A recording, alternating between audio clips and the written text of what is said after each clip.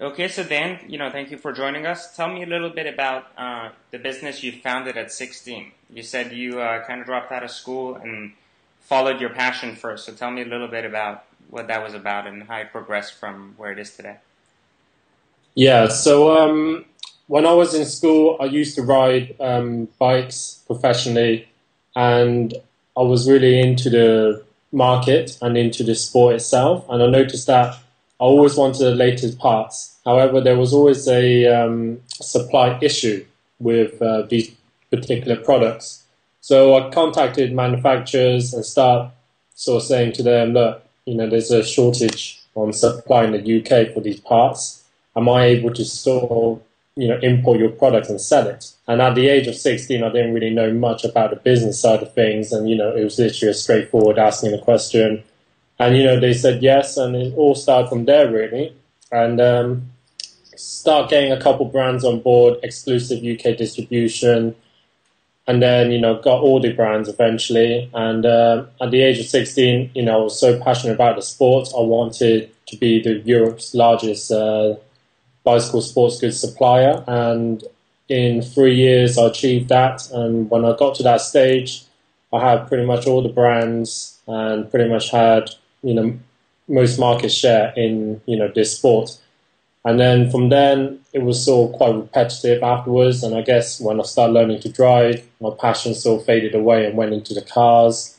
And at that stage I decided I wanted to, go to university and get my degree in business management. I just wanted to learn more because at such a young age, starting a business and getting to the stage where I was, I felt like I can do with more sort of knowledge behind me. So learning through the educational system after learning, in real life. And that's the decision I chose.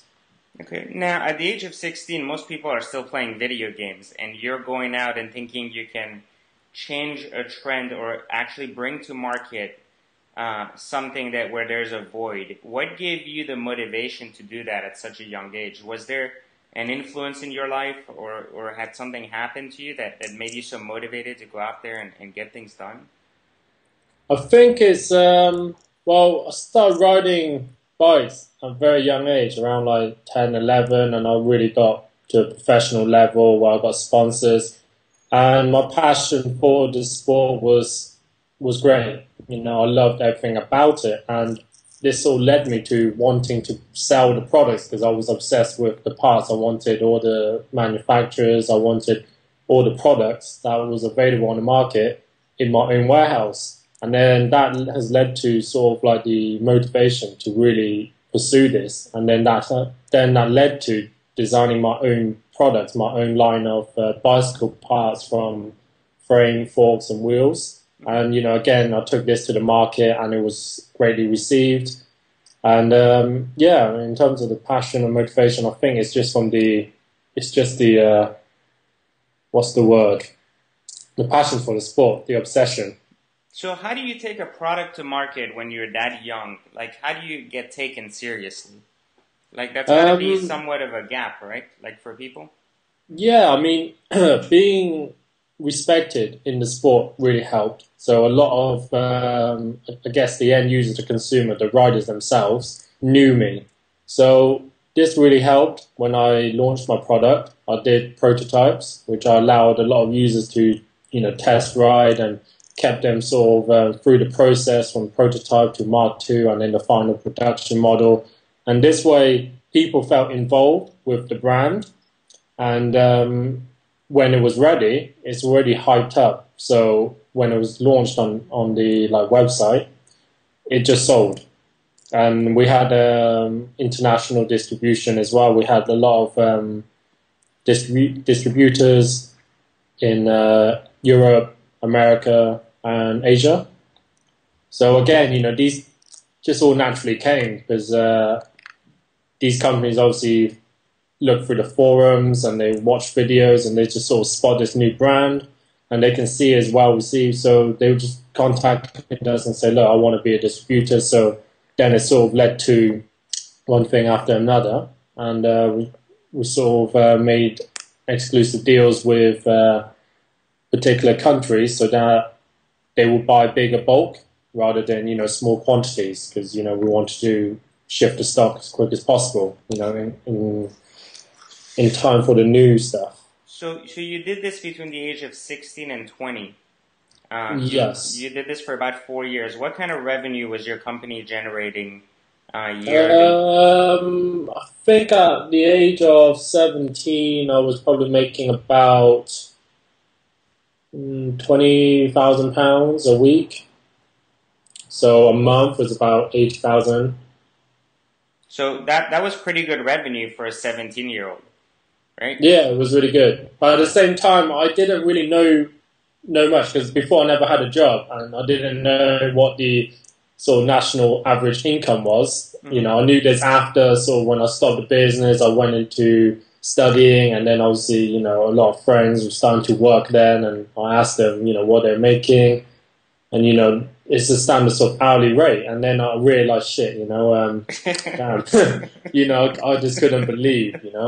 So you were making all this money. How did you stay disciplined? How did you make sure you don't kind of sway away and get tangled up in all this money rather than, continue growing your company? A lot of young individuals would obviously make this kind of money, would go and spend it almost instantly.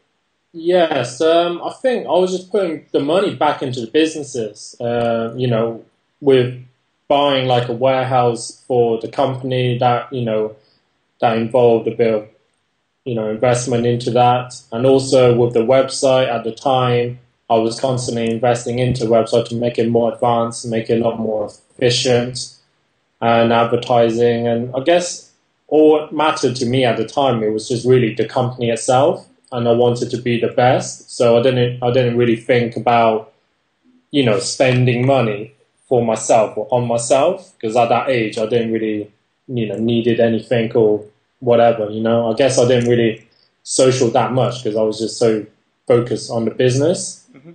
And then I guess as I got older and I got my driving license, I discovered cars. And then that's where the bad investments are made, I guess. But it's a passion, it's a lifestyle for cars. Okay, yeah, absolutely. So you grew out of the bicycle phase. You kind of got bored of that. What happened to that company before you started following your school, I guess, background? I liquidized the company, sold the stock off, and that's that. Okay, so you got rid of the company altogether. You didn't give it to someone else to continue for you. No, because there could have been risks where the company might not have been run properly, and it would have just been a sort of liability over my shoulder. If I did, sold it on or something, then it might have required a lot more of my time to be there supporting it while that transition. And I've sort of made a decision in my life that I'm no longer passionate, I don't have the passion for this business no more, so I didn't want to be involved with it. So in the end, I decided to liquidize the stock and move on. So being an entrepreneur that had experience, right? Like at this point, you had 4 years of experience, young, early on. You never had a day job. You decided to go back to school. Yeah. In a sense, and pursue kind of furthering your education in order to, I guess, improve yourself. But why did you feel like school was the route to take when you really hadn't benefited from school to begin with as much previously? It's more to do with the fact it was like a personal decision. I wanted to go to university because I felt like if I didn't make that decision now, I would miss out on it, and it would always be with me like, oh, I didn't go to university. And it was something that I wanted to experience because many of my friends went to university and, many people say it was a great time, etc., etc. And I just thought, well, there's no harm. And I found a real good university, real good for the business school. And I made that decision. And also it was a good decision. It allowed me to move out into London. And that's something I wanted to do. I wanted to move to London, and I guess with going to university as well, it really helped. So your previous business was also in London, or was it in a suburb? It was in the rural area. Okay, rural area. And then I guess the university brought you straight into the heart of the city. Yes. Okay. And how was that experience? How did that change your view on business in general, going from a rural area to a very crowded city area? Yeah, I mean, with my previous business, it was all more, it was all done either via email because